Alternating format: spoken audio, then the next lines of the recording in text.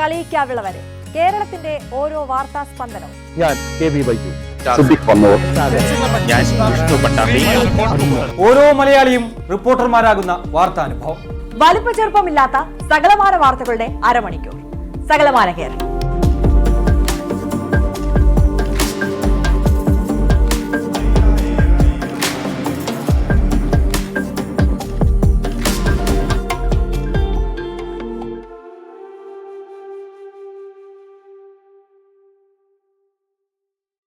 ആരോഗ്യ വിദ്യാഭ്യാസ വകുപ്പിൽ 124, ആയുർവേദ വകുപ്പിൽ 114, മൃഗസംരക്ഷണ വകുപ്പിൽ 74, പൊതുമരാമത്ത് വകുപ്പിൽ 47. ഇങ്ങനെ നീളുന്നു തട്ടിപ്പുകാരുടെ വകുപ്പ് തിരിച്ചുള്ള കണക്ക്. നിരവധി പരിശോധനകൾ പൂർത്തിയാക്കി ഏറ്റവും അർഹർക്ക് നൽകുന്ന സാമൂഹ്യ സുരക്ഷാ പെൻഷൻ സർക്കാർ ജീവനക്കാർ തട്ടിപ്പറിച്ചത് എങ്ങനെയാണ്? വീഴ്ച ആരുടേതാണ്? ഈ വിഷയമാണ് ഇന്ന് നമ്മൾ പരിശോധിക്കുന്നത്. സ്വാഗതം. ചർച്ചയിൽ എനിക്കൊപ്പം ശ്രീ ജയചന്ദ്രൻ കല്ലിങ്കൽ, ജോയിന്റ് കൌൺസിൽ പ്രതിനിധി, doctor Biju Kaipparedan, Indian lawyers forum for social justice national ചെയർമാനാണ് അദ്ദേഹം. ശ്രീ CR നീലകണ്ഠൻ, സാമൂഹ്യ നിരീക്ഷകൻ, അഡ്വക്കേറ്റ് ബലദേവ് സച്ചിദാനന്ദൻ, ഇടത് സഹയാത്രികൻ എന്നിവരാണ് പങ്കെടുക്കുന്നത്. ആദ്യം ശ്രീ ജയചന്ദ്രൻ കല്ലിങ്കൽ, നമുക്കറിയാം ഈ തുച്ഛമായ തുക ലഭിച്ചിട്ട് നിത്യ ചിലവ് നടത്താൻ കാത്തിരിക്കുന്ന പട്ടിണി പാവങ്ങളുള്ള നാട്ടാണ് നമ്മളുടേത്. അവിടെയാണ് ഈ തട്ടിപ്പ് നടന്നിരിക്കുന്നത്. ഇതെങ്ങനെ സംഭവിച്ചിട്ടുണ്ട്? ഇതിനകത്ത് എനിക്ക് തോന്നിയത് ധനകാര്യ മന്ത്രി പുറത്തുവിട്ടതിനകത്ത് 1458 പേരിലാണ് ക്രമക്കേട് കണ്ടെത്തിയത്. വാർദ്ധക്യകാല പെൻഷൻ, കർഷക തൊഴിലാളി പെൻഷൻ, വികലാംഗ പെൻഷൻ, വിധവാ പെൻഷൻ, എന്നിങ്ങനെ നിരവധി ആണ് സാമൂഹ്യക്ഷേമ പെൻഷനുകളുള്ളത്. ഈ പെൻഷനുകളൊക്കെ നൽകുമ്പോൾ അതിന്റെ ഗുണഭോക്താക്കളെ കണ്ടുപിടിക്കുന്നതിന് കൃത്യമായ മാനദണ്ഡങ്ങൾ സർക്കാർ പുറപ്പെടുവിച്ചിട്ടുണ്ട്. വാർദ്ധക്യകാല പെൻഷൻ വില്ലേജ് എക്സ്റ്റൻഷൻ ഓഫീസർമാരാണ് പരിശോധിക്കുന്നത്. കർഷക തൊഴിലാളി പെൻഷൻ കൃഷി വകുപ്പുമായി ബന്ധപ്പെട്ട കൃഷി ഓഫീസർമാരുടെ സർട്ടിഫിക്കറ്റുമായി ബന്ധപ്പെട്ടാണ്. വികലാംഗ പെൻഷൻ ഹെൽത്ത് ഇൻസ്പെക്ടറുമായി ബന്ധപ്പെട്ട അന്വേഷണം നടത്തിയിട്ടാണ് ചെയ്യുന്നത്. വിധവാ പെൻഷൻ ICD സൂപ്പർവൈസർമാർ ഉൾപ്പെടെയുള്ളവരുടെ അന്വേഷണ റിപ്പോർട്ടിന്റെ അടിസ്ഥാനത്തിലാണ് അത് കണ്ടെത്തുന്നത്. അത് മാത്രമല്ല, ഇങ്ങനെ കണ്ടെത്തുന്നവരെ തദ്ദേശ സ്വയംഭരണ സ്ഥാപനങ്ങളുടെ ക്ഷേമകാര്യ കമ്മിറ്റി ചർച്ച ചെയ്ത് ലിസ്റ്റ് അംഗീകരിച്ച് അത് തദ്ദേശ സ്വയംഭരണ സ്ഥാപനങ്ങളുടെ ഭരണസമിതി കൂടി അംഗീകരിച്ചിട്ടാണ് പുറത്തുവിടുന്നത്. അപ്പൊ ഇത്രയധികം സ്ക്രൂട്ടിനി നടത്തിയിട്ടാണ് ഇങ്ങനൊരു പെൻഷനിലേക്ക് സർക്കാർ പോകുന്നത്. കേരളത്തിൽ 62 ലക്ഷം പേർക്ക് പെൻഷൻ ഉണ്ട്. 62 ആണെന്ന് തോന്നുന്നു, 60-62 കൃത്യമായ കണക്ക് ഇപ്പൊ എന്റെ മനസ്സിലാകത്തില്ല. അതിൽ 1458 വരെ കണക്ക് കണ്ടാണ് ഇപ്പൊ ധനകാര്യ മന്ത്രി ഇങ്ങനെ ഒരു പ്രസ്താവന നടത്തിയതായി ഒരു രേഖ വെളിവിട്ടതായി കാണുന്നത്. എന്തായിരുന്നാലും കുറ്റക്കാരെ വെളി കൊണ്ടുവരണം എന്നുള്ളതിനകത്ത് ഞങ്ങൾക്കൊരു സംശയമില്ല. ആരെങ്കിലും അനധികൃതമായി പണം കൈപ്പറ്റിയിട്ടുണ്ടെങ്കിൽ അത് കൊണ്ടുവരേണ്ടത് തന്നെയാണ്. എനിക്ക് തോന്നുന്നത് മസ്റ്ററിംഗ് അവസാനം നടന്നത് കഴിഞ്ഞ വർഷം 2023 അടുത്ത മസ്റ്ററിംഗ് നടക്കാൻ പോകുന്നുണ്ട്. ഇത് പരിശോധിച്ചത് ഇൻഫർമേഷൻ കേരള മിഷനാണ്. ഇൻഫർമേഷൻ കേരള മിഷൻ ഒരു സോഫ്റ്റ്വെയർ അടിസ്ഥാനത്തിൽ ഒരു ഓഫീസിനകത്ത് ഇരുന്ന് പ്രവർത്തിക്കുന്ന ഒരു സർക്കാർ സ്ഥാപനം പൂർണ്ണമായും സർക്കാർ സ്ഥാപനം എന്ന് പറയാൻ കഴിയില്ല. സർക്കാർ ജീവനക്കാരല്ല അവിടെ കൂടുതലുള്ളത്, പലരും താൽക്കാലിക ജീവനക്കാർക്ക്. അതിന്റെ ക്രെഡിബിലിറ്റി ഒന്നും ഞാൻ ചോദ്യം ചെയ്യുന്നില്ല, അത് കൊടുത്ത രേഖകളെയും ചോദ്യം ചെയ്യുന്നില്ല. സ്വാഭാവികമായി അത്തരത്തിലുള്ള കണ്ടെത്തലിലൂടെ ആണ് ബഹുമാനപ്പെട്ട ധനകാര്യ മന്ത്രി ഇങ്ങനെ ഒരു പ്രസ്താവന അല്ലെങ്കിൽ ഒരു റിസൾട്ട് വെളിവിട്ടിരിക്കുന്നത്. എന്തായിരുന്നാലും സർക്കാർ ജീവനക്കാർ ആരെങ്കിലും ഇതിനകത്ത് ഉൾപ്പെട്ടിട്ടുണ്ടെന്ന് ഉറപ്പാണല്ലോ. 1458 വരെ വെളി വന്നല്ലോ. ഇതെങ്ങനെ സംഭവിച്ചു എന്ന് നമുക്ക് അത്ഭുതം തോന്നുകയാണ്. വരുമാന സർട്ടിഫിക്കറ്റ് 1 ലക്ഷം രൂപയാണ് വരുമാന സർട്ടിഫിക്കറ്റ്. സർക്കാർ ജീവനക്കാർക്ക് ആർക്കും വരുമാന സർട്ടിഫിക്കറ്റ് വാങ്ങിയാൽ കൃത്യമായി ജീവനക്കാരാണെന്ന് അറിഞ്ഞാൽ ഫാബ്രിക്കേറ്റഡ് ആയിട്ടല്ല ആപ്ലിക്കേഷൻ കൊടുക്കുന്നതെന്നുണ്ടെങ്കിൽ കൃത്യമായി സാലറിയുടെ ബേസിലാണ് വരുമാന സർട്ടിഫിക്കറ്റ് നൽകുന്നത്. അപ്പോൾ ഒരിക്കലും 1 ലക്ഷം രൂപയ്ക്ക് കൂടുതലുള്ളവർക്ക് വരുമാന സർട്ടിഫിക്കറ്റ് കിട്ടാൻ മാർഗമില്ല. 2, ഇതിനകത്തൊരു സാധ്യത റേഷൻ കാർഡിൽ അച്ഛനും അമ്മയുടെ പേരിന്റെ കൂടെ വിവാഹം കഴിക്കാത്തതോ വിവാഹം കഴിച്ചതോ ആയ സർക്കാർ ഉദ്യോഗസ്ഥർ ഉൾപ്പെട്ടാൽ വിവാഹം കഴിച്ചിട്ടില്ലെങ്കിൽ അവരുടെ വരുമാനത്തിൽ കൂടെ കൂട്ടണം. അങ്ങനെ കൂട്ടാത്തതുകൊണ്ടാണോ സംഭവിച്ചത്? രണ്ടാമത്, വികലാംഗ പെൻഷൻ മറ്റതെല്ലാം 60 വയസ്സ് കഴിഞ്ഞവരൊക്കെ കിട്ടുള്ളൂ. അപ്പൊ അതിനകത്തൊന്നും സർക്കാർ ജീവനക്കാരെ പേരിൽ ഉൾപ്പെടാൻ ഒരു സാധ്യതയില്ല. രണ്ടാമത് വികലാംഗ പെൻഷനാണ്. വികലാംഗ പെൻഷൻ വാങ്ങിക്കൊണ്ടിരുന്നവർക്ക് സർക്കാർ ജോലി കിട്ടിയപ്പോൾ ആ പെൻഷൻ സ്വീകരിച്ചുകൊണ്ടിരിക്കുന്നു. മൂന്നാമത്, ഇതിനകത്ത് എണ്ണം കൂടുതൽ പറഞ്ഞത് വിദ്യാഭ്യാസ വകുപ്പ്, ആരോഗ്യ വകുപ്പ് ഉൾപ്പെടെയുള്ളവരാണ്. പിന്നെ കോളേജ് പ്രൊഫസറേയും പിന്നെ ഇവരെ കാര്യം പറയുന്നു, അതിനെക്കുറിച്ച് കൂടുതൽ അന്വേഷിക്കേണ്ടതുണ്ട്. അപ്പൊ അത്തരത്തിൽ ഏതെങ്കിലും PTS പാർട്ട് ടൈം സ്വീപ്പർമാർക്ക് എനിക്ക് തോന്നുന്നു 1 ലക്ഷം രൂപയ്ക്ക് താഴെ വരുമാനമുള്ളൂ. 9,000 രൂപയ്ക്ക് ശമ്പളം വാങ്ങുന്നവരുണ്ട്, അതിന് കൂടുതലുണ്ട്. എന്നാലും ആദ്യമൊക്കെ കാലഘട്ടത്തിൽ 1 ലക്ഷം രൂപ താഴെ വരുമാനം വാങ്ങുന്നവരുണ്ടാവും അതിനകത്ത്. ഇതെങ്ങനെയാണ് സംഭവിച്ചത്? നമുക്ക് അത്ഭുതം തോന്നുകയാണ്. 1458 പേർ ഇരിസിനകത്ത് ഉൾപ്പെട്ടത് എങ്ങനെയാണ്? മുമ്പ് തീർച്ചയായും ശ്രീ ജയചന്ദ്രൻ കല്ലിങ്കൽ, താങ്കൾ ഇപ്പോൾ 3 തവണ അത്ഭുതം തോന്നുന്നു ഇതെങ്ങനെ സംഭവിച്ചു എന്ന് പറയുകയുണ്ടായി. അതേ അത്ഭുതത്തോടു കൂടിയാണ് ഞാനും താങ്കളോട് ചോദിച്ചത് ഇതെങ്ങനെ സംഭവിച്ചു എന്ന്. നോക്കൂ, നിരവധി തലങ്ങളിൽ പരിശോധനകൾക്ക് ശേഷമാണ് ഇതിലേക്ക് എത്തുന്നത് എന്ന് പറഞ്ഞു. നമുക്കറിയാം അതിൽ ഏതെങ്കിലും ഒരു ചെറിയ മാനദണ്ഡം ലംഘിക്കുന്ന ഒരു പാവപ്പെട്ടവന് പെൻഷൻ ലഭിക്കില്ല. അങ്ങനെ എത്ര സംഭവങ്ങൾ നമ്മൾ കണ്ടിട്ടുണ്ട്. പക്ഷേ ഇവിടെ സർക്കാർ ജീവനക്കാരായ ഗസറ്റഡ് ഉദ്യോഗസ്ഥർ ഉൾപ്പെടെയുള്ളവർക്ക് ലഭിച്ചിരിക്കുന്നു എന്ന വിവരമാണ്. താങ്കൾ ഈ റിപ്പോർട്ടിനെ യാതൊരു പരിശോധനയും ഇല്ലാതെ ഇൻഫർമേഷൻ കേരള മിഷൻ നൽകിയ ഈ വിവരം സർക്കാർ അങ്ങ് പുറത്തുവിട്ടു. അതിന്റെ ആധികാരികതയിലുള്ള സംശയമാണോ താങ്കൾ ഉന്നയിക്കുന്നത്? അല്ല, ഞാൻ പറയട്ടെ. ഇതിനകത്ത് ഇൻഫർമേഷൻ കേരള മിഷൻ ഇതെങ്ങനെ പരിശോധിച്ചതിനെ സംബന്ധിച്ചിടത്ത് നമുക്ക് അറിഞ്ഞുകൂടാ. അതിനെക്കുറിച്ച് അതിന്റെ ആധികാരികത ചോദ്യം ചെയ്തൊന്നുമില്ല. ധനകാര്യ മന്ത്രിയുടെ പുറത്തു വിട്ടതുള്ളത് കൊണ്ട് തന്നെ ആധികാരിക ചോദ്യം ചെയ്ത് ധനമന്ത്രി ഒരു കാര്യം കൂടി പറഞ്ഞു. ഇപ്പൊ വന്നിരിക്കുന്നത് കുറച്ച് വിവരങ്ങൾ മാത്രമാണ്. പൂർണ്ണ വിവരം വന്നാൽ നിങ്ങൾ ഞെട്ടുമെന്ന് മാധ്യമങ്ങളോട് ധനമന്ത്രിയാണ് പറയുന്നത്. അദ്ദേഹം പറയുന്നു. അല്ല, ഞാൻ പറയട്ടെ ഒന്നുകൂടി പറഞ്ഞോട്ടെ. നമ്മൾ ഇതിനു മുമ്പ് ഈ 2021 തോന്നുന്നു BPL റേഷൻ കാർഡുമായി ബന്ധപ്പെട്ടൊരു പരിശോധന നടന്നിരുന്നു. BPL റേഷൻ കാർഡുമായി ബന്ധപ്പെട്ടൊരു പരിശോധന. സർക്കാർ ഉദ്യോഗസ്ഥർക്ക് BPL റേഷൻ കാർഡ് വാങ്ങുന്നു എന്ത് കൃത്യമായിട്ട് ആ വിവരം പരിശോധിക്കുകയും BPL റേഷൻ കാർഡ് മുഴുവൻ ഒഴിവാക്കാൻ സാധിക്കുകയും ചെയ്തു. അത് നന്നായി പരിശോധന നടത്തി ഒഴിവാക്കാൻ കഴിഞ്ഞു. ഇത് ഇത്രയധികം സംവിധാനം ഉണ്ടായിട്ടും ഈ തദ്ദേശ സ്വയംഭരണ സ്ഥാപനങ്ങളുടെ സ്ക്രൂട്ടിനി കഴിഞ്ഞ ഒരു ലിസ്റ്റിനകത്ത് അപകടം ഉണ്ടായി, ഇത്തരത്തിൽ തെറ്റുണ്ടായെങ്കിൽ അതിനകത്ത് തെറ്റ് കാണിച്ചവരെ കണ്ടെത്തുകയും അവർക്ക് ശിക്ഷ കൊടുക്കുകയും വേണം. അതിനകത്ത് സംശയമില്ല, ഫാബ്രിക്കേഷൻ ചെയ്യണം. പക്ഷേ എനിക്കിപ്പോഴും അതിനകത്ത് മനസ്സിലാവാത്ത കാരണം ഇൻഫർമേഷൻ കേരള മിഷൻ എന്നൊരു സ്ഥാപനത്തിൽ ഇതെങ്ങനെയാണ് കണ്ടെത്തിയതിനെ സംബന്ധിച്ച് സുതാര്യമായ ഒരു അന്വേഷണം നടന്നോ? ഇത് ഏതെങ്കിലും കുടുംബത്തിൽ അച്ഛൻ്റെ അമ്മയുടെ അല്ല റേഷൻ കാർഡ് ഉൾപ്പെട്ടവരുടെ പേരാണ് ഉൾപ്പെട്ടു പോയത്? അങ്ങനെ ഉള്ള വിവരത്തിന്റെ അടിസ്ഥാനത്തിൽ സർക്കാർ ജീവനക്കാർക്ക് ശമ്പളം നൽകുന്ന സ്പാർക്കിലെ വിവരങ്ങൾ സേവന ആപ്പുമായി ബന്ധിച്ചിട്ടുള്ള പരിശോധനയിലാണ് കണ്ടെത്തിയിരിക്കുന്നതെന്നാണ് നമുക്ക് പ്രാഥമികമായി മനസ്സിലാക്കാൻ കഴിയുന്നത്. അല്ല, അതാണ്. അങ്ങനെ സർക്കാർ ജീവനക്കാരുടെ അക്കൗണ്ടിലേക്കാണ് ഈ പണം പോയിട്ടുള്ളത് എങ്കിൽ അത് ഉറപ്പായി അവർക്കെതിരെ നടപടി സ്വീകരിക്കണം. അതിനകത്ത് സംശയമില്ല. അത്തരം ഗുരുതരമായ ഫാബ്രിക്കേറ്റായി വിവരം കൊടുത്ത് ഈ പാവങ്ങളുടെ 1600 രൂപ കൈപ്പറ്റാൻ നിൽക്കുന്ന സർക്കാർ ഉദ്യോഗസ്ഥരുണ്ടെങ്കിൽ അത് പിരിച്ചുവിടാൻ വേണം. അതിനകത്ത് സംശയമൊന്നുമില്ല. പക്ഷെ അന്വേഷണം കുറച്ചുകൂടി സുതാര്യമാവണമെന്ന് മാത്രമേ പറഞ്ഞുള്ളൂ. ശരി, അപ്പോൾ ഈ റിപ്പോർട്ടിനെ താങ്കൾ അതിന്റെ ആധികാരികതയിൽ സംശയമില്ല താങ്കൾക്ക്? അങ്ങനെയില്ല. ഏതായാലും ആധികാരികതയിൽ ധനകാര്യ മന്ത്രിയുടെ പുറത്തുവിട്ടത്, കേരളത്തിന്റെ ധനകാര്യ മന്ത്രി പുറത്തുവിട്ട റിപ്പോർട്ടിനെ അവിശ്വസിക്കേണ്ട കാര്യമില്ല. പക്ഷേ അതിനെ കൂടുതൽ പഠിക്കാനും കൂടുതൽ സംവിധാനങ്ങളിലേക്ക് ഇത് പരിശോധിക്കാനും പ്രാദേശികമായി ഇതെങ്ങനെ സംഭവിച്ചു എന്നുള്ളത് കണ്ടെത്താനും ബാധ്യത സർക്കാരിനുണ്ട്. എന്ന് വെച്ചാൽ കൂടുതൽ പരിശോധന എന്ന് വെച്ചാൽ ഉണ്ടാകുന്ന കാര്യം എന്ന് വെച്ചാൽ ഇത് കുറ്റക്കാർക്കെതിരെ നടപടി ഉണ്ടാകുന്നത് നീളും.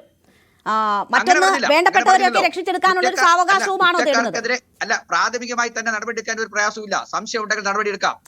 സംശയം ഉണ്ടെങ്കിൽ കുറ്റക്കാർക്കെതിരെ നടപടി എടുക്കുന്നതിന് ആരും തടസ്സമില്ല. നടപടി എടുക്കുക തന്നെ വേണം.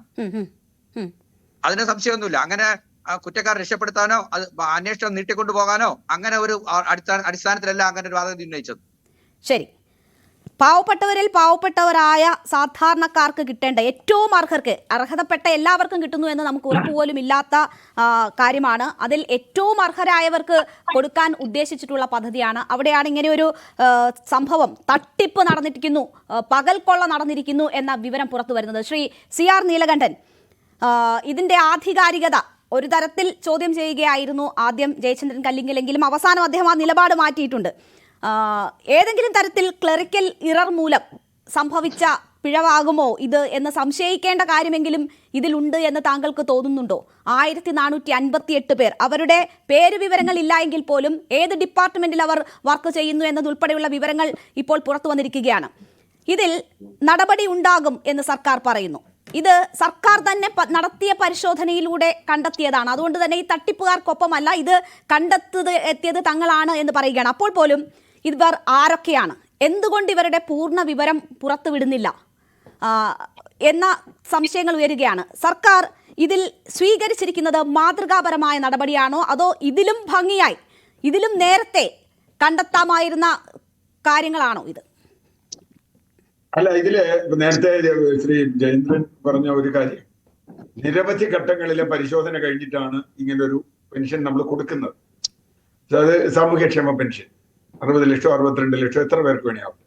ഞാൻ അതിനു മുമ്പ് ഒരു ചെറിയ ഉദാഹരണം. ഈ കാസർഗോഡ് എൻഡോസൾഫാൻ ദുരിതബാധിതരുമായി ബന്ധപ്പെട്ട് ചില പ്രശ്നങ്ങളിൽ ഇടപെട്ട ഒരാളാണ്. അന്ന് അവിടെ ചെന്ന് കേട്ടപ്പോ പല വീടുകളിലുള്ള ഒരു പരാതി, അവിടെ അവർക്ക് 2000 രൂപ വെച്ച ഒരു ചെറിയ പെൻഷൻ കൊടുക്കുന്നു. ഈ 2000 രൂപ പെൻഷൻ കൊടുക്കുന്നത് കട്ട് ചെയ്തു. അവരുടെ ഒരു പരാതി അതായത്, കാരണം ഈ കുട്ടികൾ എന്ന് പറയാൻ പറ്റില്ല, 30-40 വയസ്സായ ആളുകൾ, ഇങ്ങനെ കിടക്കുന്ന ആളുകൾ, അവരെ നോക്കുന്ന വീട്ടിലെ സ്ത്രീകൾക്ക് അല്ലെങ്കിൽ നോക്കാൻ നിൽക്കുന്ന ആൾക്ക് 2000 രൂപ പ്രതിമാസം കൊടുക്കും. കാരണം അവർക്ക് ജോലിക്ക് പോകാൻ പറ്റില്ല. അപ്പൊ അങ്ങനെ കൊടുക്കുന്ന പെൻഷൻ നിർത്തിവെച്ചു എന്നുള്ള പരാതിയാണ് അവർ തന്നത്. ഞാനത് പല ഘട്ടങ്ങളിൽ പല സ്ഥലങ്ങളിൽ അന്വേഷിച്ചപ്പോൾ അവർ പറഞ്ഞത്, ഇവർക്ക് ഇപ്പൊ നേരത്തെ പറഞ്ഞ പോലെ ഈ കാർഡിലുള്ളവർക്കോ വേറെ ആൾക്കോ ഈ വേറൊരു പെൻഷൻ അവിടെ കിട്ടുന്നുണ്ട്, വിധവാ പെൻഷനോ വാർദ്ധക്യകാല പെൻഷനോ എന്തോ ഒരു പെൻഷൻ അവിടെ കിട്ടുന്നുണ്ട് എന്നതുകൊണ്ട് ഇവർക്ക് ഇനി ഈ പെൻഷൻ കൊടുക്കാൻ പറ്റില്ല. ഞാനത് ലിസ്റ്റ് പരിശോധിച്ചു, അതിൽ ടെക്നിക്കൽ എറർ ഉണ്ടായിരുന്നു, അത് അവിടെ നിൽക്കട്ടെ. പക്ഷെ പ്രധാന പ്രശ്നം എന്താ, ഇങ്ങനെ പരിശോധിച്ചു എന്ന് പറഞ്ഞതുകൊണ്ട്, അങ്ങനെ ഉണ്ട് എന്ന് കണ്ടതുകൊണ്ട് ഇവരുടെ പെൻഷൻ 3 മാസം കട്ട് ചെയ്തു. ആരുടെ പെൻഷനാന്ന് ആലോചിക്കണം. ഒരുപക്ഷെ കേരളത്തിൽ ഏറ്റവും അർഹരായ മനുഷ്യർ ആണ് എൻഡോസൾഫാൻ ദുരിതബാധിതർ. കാരണം അവർക്ക് എണീന്നേറ്റ് നടക്കാൻ പറ്റില്ല. സർക്കാർ തന്നെ അംഗീകരിച്ച ആളുകൾ, ഒരു നിവൃത്തിയില്ല, അവർക്ക് വേറെ ഒന്നുമില്ല. അത് അന്വേഷിച്ച് കണ്ടെത്താൻ വലിയ സംവിധാനങ്ങൾ ഇവിടെ ഉണ്ടായി. അതിന് കളക്ടർ വന്നു, പോലീസ് വന്നു, സ്പെഷ്യൽ ബ്രാഞ്ച് വന്നു, ഒക്കെ വന്നു അവിടെ. എന്നാൽ ഇപ്പൊ 1458 എന്ന് മന്ത്രി പറഞ്ഞത്, ഞാൻ മനസ്സിലാക്കുന്നത് ധനമന്ത്രി പറഞ്ഞത് ഇതൊരു ടിപ്പ് ഓഫ് ദ ഐസ്ബർഗ് ആണ്. ഇനിയും ധാരാളം പേരുണ്ടാവും, മുഴുവൻ ലിസ്റ്റും കണ്ടാൽ നിങ്ങൾ ഞെട്ടിപ്പോകും എന്നാണ് അദ്ദേഹം പറഞ്ഞത്. അത് അപ്പൊ എന്ന് പറഞ്ഞാൽ ഇതിനേക്കാൾ കൂടുതൽ ആളുകൾ ഉണ്ടാവും എന്നാണല്ലോ നമ്മൾ കണക്കാക്കേണ്ടത്. ഇതിനേക്കാൾ വലിയ ആളുകൾ ഉണ്ടാവും എന്നാണല്ലോ കണക്കാക്കേണ്ടത്. അങ്ങനെ വരുമ്പോൾ എന്താണ് ഇവർക്ക് കിട്ടാൻ പോണ ശിക്ഷ? ഇപ്പൊ പറഞ്ഞത് ഇവരുടെ അടച്ച പൈസ പലിശ അടക്കം തിരിച്ചു മേടിക്കും. ഇതിലും വരം പരിഹാസ്യമായ ഒരു ശിക്ഷയുണ്ടോ ഇവർക്ക്?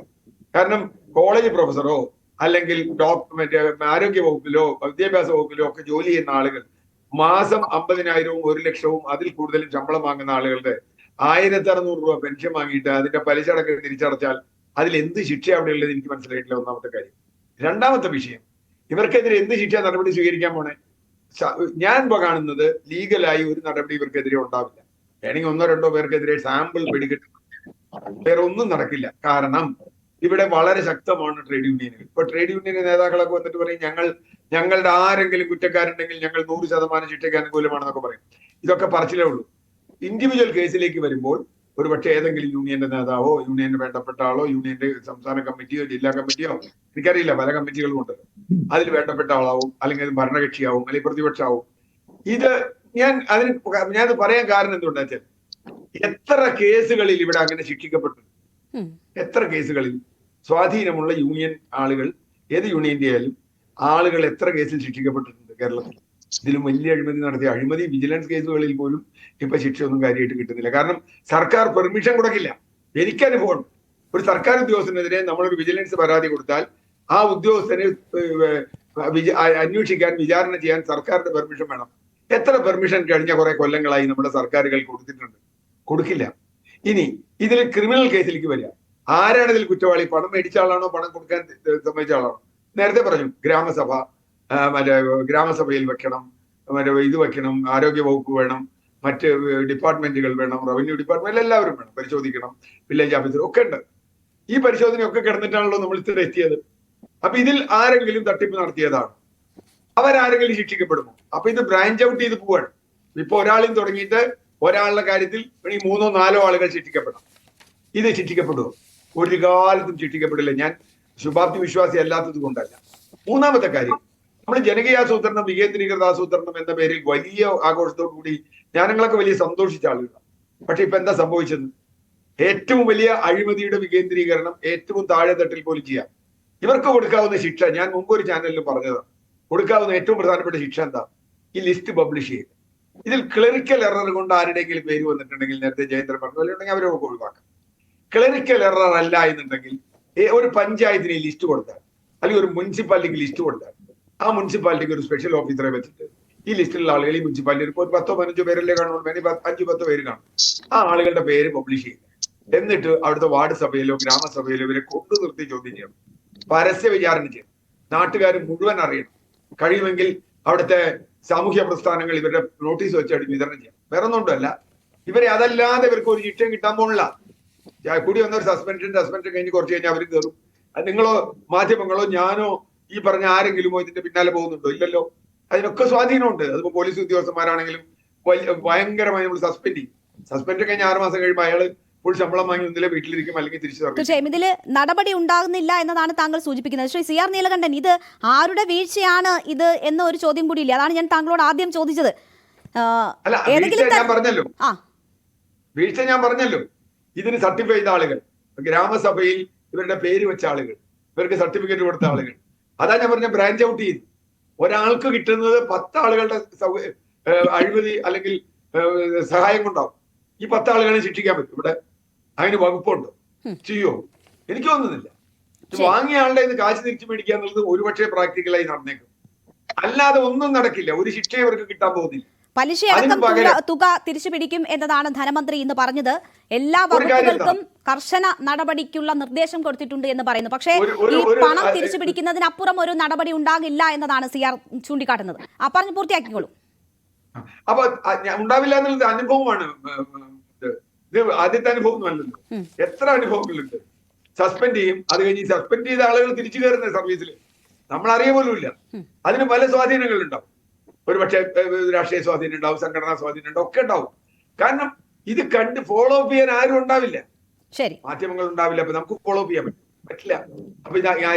അപ്പൊ ഞാൻ പറഞ്ഞത് ഇതിന് വേണ്ട എന്താ, ഇത് വികേന്ദ്രീകരിച്ചു കൊടുക്കണം ഓരോ പഞ്ചായത്തിൽ. അതുകൊണ്ട് ലിസ്റ്റ് പബ്ലിഷ് ചെയ്യണം. ഞാൻ പറഞ്ഞു, ഓരോ പഞ്ചായത്തിൽ മുനിസിപ്പാലിറ്റിയിൽ പബ്ലിഷ് ചെയ്യണം. അവിടെ നോട്ടീസ് അടിച്ച് വിതരണം ചെയ്യണം. ഇങ്ങനെ ആളുകൾ ഇത് വാങ്ങിയിട്ടുണ്ട്. കാരണം ഇത് വേറെ ഒരു സാമൂഹ്യമല്ലാതെ ഇവർക്ക് ഒരു ശിക്ഷയും കിട്ടാൻ പോകും. സാമൂഹ്യമായി ഇവരെ ശിക്ഷിക്കാൻ പറ്റുമോ? അങ്ങനെ വരുമ്പോൾ ആ പഞ്ചായത്തിലെ ഏത് പാർട്ടിയാണ്, ഏത് പാർട്ടിയുടെ ആളാണെന്നുള്ള ചോദ്യമൊക്കെ വരും. വീണ്ടും അവിടെ സംഘർഷത്തിലേക്കേ പോകുള്ളൂ എന്ന് എനിക്കറിയാം. പക്ഷെ ഇത്തിരി സംഘർഷം ഉണ്ടായാലും കുഴപ്പമില്ല. കാരണം ഇത്രയും ഹീനമായ ഒരു പ്രവൃത്തി ചെയ്ത ആളെ എങ്ങനെയെങ്കിലും പബ്ലിക്കിന് മുമ്പിൽ കൊണ്ടുവരണം. അതാണ് തീർച്ചയായും അവർ തുറന്നു കാട്ടപ്പെടണം എന്നതാണ്. ശ്രീ ഡോക്ടർ ബിജു, ഇവിടെ ഇപ്പോൾ ക്ഷേമ പെൻഷൻ ലഭിക്കാത്തതിന് മൺചട്ടിയുമായി സമരം ചെയ്ത മറിയക്കുട്ടിയെ പോലെയുള്ളവരെ കണ്ട നാടാണ് നമ്മളുടേത്. അപ്പോൾ ഇത് കാത്തിരിക്കുന്ന നിരവധിയായ മനുഷ്യരുണ്ട്. ഇത് വൈകിയാൽ അവരുടെ നിത്യചെലവ് നടക്കാതെ പോകുന്ന, മരുന്ന് മേടിക്കാനുള്ള കാര്യങ്ങൾ പോലും നടക്കാതെ പോകുന്ന മനുഷ്യരുണ്ട്. അതിനുവേണ്ടി തെരുവിലിറങ്ങേണ്ടി വന്ന മനുഷ്യരുണ്ട്. അവിടെയാണ് ഒരു കൂട്ടം സർക്കാർ ഉദ്യോഗസ്ഥർ, അതും ഗസറ്റഡ് ഉദ്യോഗസ്ഥർ റാങ്കിൽ വരെ ഉള്ളവർ ഇങ്ങനെ പണം തട്ടുന്നു എന്ന വിവരം പുറത്തു വരുന്നത്.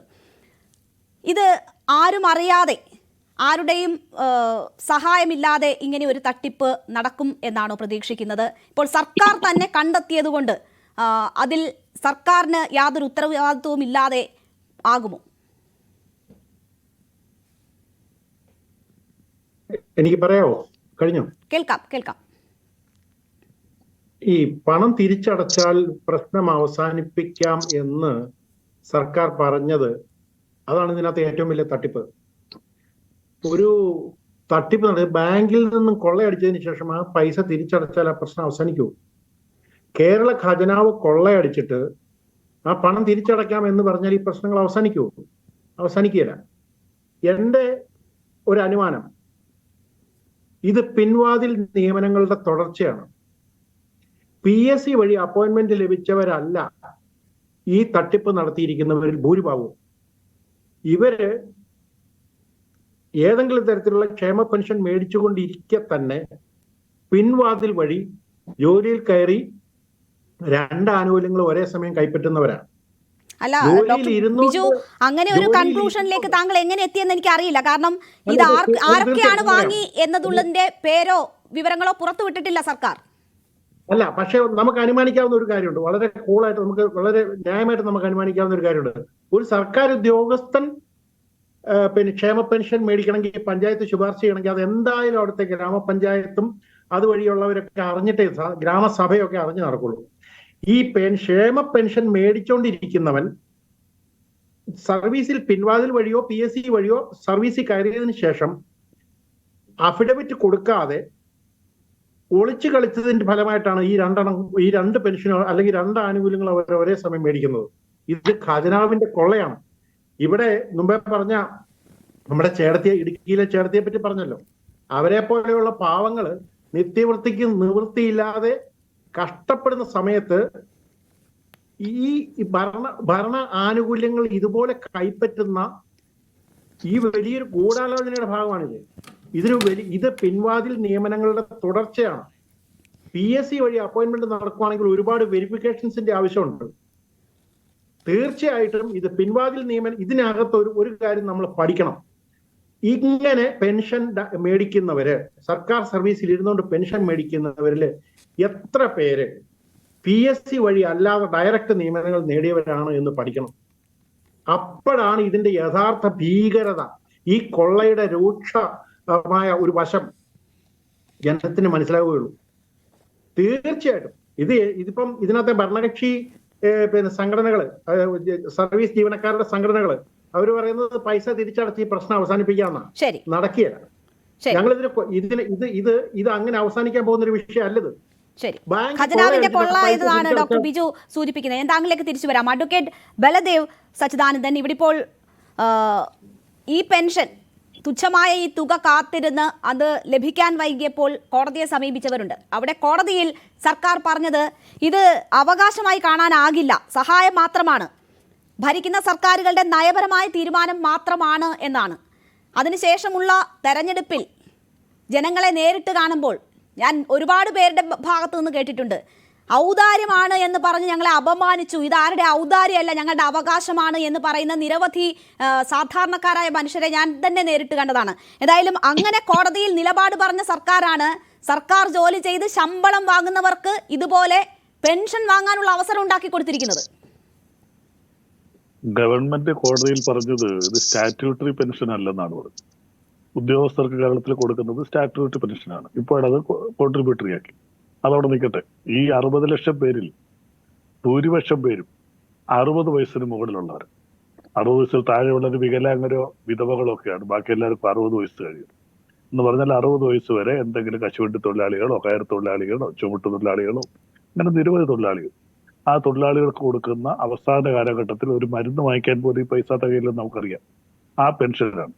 ആ 60 ലക്ഷം പേർ കൊടുക്കാൻ വേണ്ടത് 900 കോടി രൂപയാണ്. ഇപ്പൊ നമുക്കറിയാം 4 പ്രാവശ്യത്തെ കുടിശ്ശികയായിട്ട് കിടക്കുകയാണ്. അങ്ങനെ ആ തുകയാണ്. ആ തുകയ്ക്കകത്ത് ഇവിടെ CR ഒക്കെ ഞങ്ങൾ വേറെ ചർച്ചയും കഴിഞ്ഞാണ് ഇങ്ങോട്ട് വരുന്നത്. CR ഉണ്ടായിരുന്നു. അപ്പൊ അവിടെ തീർച്ചയായിട്ടും ഇതിനകത്ത് പ്രധാന കുറ്റം ചെയ്തവര് ഗ്രാമസഭകൾ ശുപാർശ ചെയ്യാം, ഒരു പക്ഷേ അവർക്ക് തെറ്റുപറ്റിയിട്ടുണ്ടാകും, ചിലപ്പോൾ അറിഞ്ഞുകൊണ്ട് ചെയ്താകാം. പക്ഷെ പണം വാങ്ങിക്കുന്ന ഉദ്യോഗസ്ഥരൊരു ബാധ്യതയില്ല. ഞാൻ ഇപ്പോൾ പറഞ്ഞിരിക്കുന്നത് ഗസറ്റഡ് ഓഫീസറുണ്ട്, കോളേജ് പ്രൊഫസറുണ്ട്. കോളേജ് പ്രൊഫസറുടെയൊക്കെ ഒരു 10-15 വർഷം സർവീസ് ഉണ്ട്, 1 ലക്ഷം രൂപയ്ക്ക് മുകളിൽ ശമ്പളമാണ്. ഗസറ്റഡ് ഓഫീസർക്കൊക്കെ സ്റ്റാർട്ടിങ്ങിൽ ഇപ്പോൾ 10-60,000 രൂപ കൂടുതൽ ശമ്പളം കിട്ടും. അപ്പൊ ഈ ശമ്പളമൊക്കെ കിട്ടുന്ന ഉദ്യോഗസ്ഥര് ഇങ്ങനെ ഒരു 1600 ഇവർ സ്വയം പറയണ്ടേ എനിക്ക് ഈ പെൻഷൻ കിട്ടും അല്ലെങ്കിൽ ശമ്പളം കിട്ടുന്നുണ്ട്, എനിക്കിത് വേണ്ട എന്ന് പറഞ്ഞ് മാറേണ്ട ബാധ്യത അതിലൊക്കെ വരുന്ന ഗവൺമെന്റ് സർവൻസ് ആണ്. ആ ഒരു ബാധ്യത അവർ നിറവേറ്റിയിട്ടില്ല. അപ്പോൾ തീർച്ചയായിട്ടും അതിനെതിരെ ഇവിടെ പറഞ്ഞതുപോലെ പൈസ തിരിച്ചടച്ചാൽ പോരാ, ഇവർക്കെതിരെ ക്രിമിനൽ നടപടി തന്നെ ഉണ്ടാകണം. ഇവർക്കെതിരെ മാത്രമല്ല, ഇവർക്ക് ആരൊക്കെയാണ് ഇതിന് കൂട്ടുന്നത്, അത് ഗ്രാമസഭകളുണ്ടാകാം, പഞ്ചായത്ത് സഭകളുണ്ടാകും. ഇതിനെന്താ നമുക്ക് രാഷ്ട്രീയം ഒന്നും പറയാൻ പറ്റത്തില്ല. കാരണം ഈ ഗ്രാമസഭകളായാലും പഞ്ചായത്ത് സഭകളായാലും കേരളത്തിൽ ഭരിക്കുന്നത് UDF ഉണ്ട്, LDF ഉണ്ട്, BJPയുടെ നേതൃത്വത്തിലുള്ള പഞ്ചായത്തുകൾ ഭരിക്കുന്നുണ്ട്. അപ്പൊ അതുകൊണ്ട് പഞ്ചായത്ത് സമിതികൾ നമുക്ക് രാഷ്ട്രീയം തിരിച്ചൊന്നും കാണണ്ട. അത് മാത്രമല്ല, ഈ 1458 പേരും LDF ആകണമെന്നില്ല, ഈ 1458 പേരും കോൺഗ്രസ്സുകാരാകണമെന്നില്ല. ഇതിനകത്ത് എല്ലാ സർവീസ് സംഘടനയിൽ പെട്ടവരുണ്ടാവും.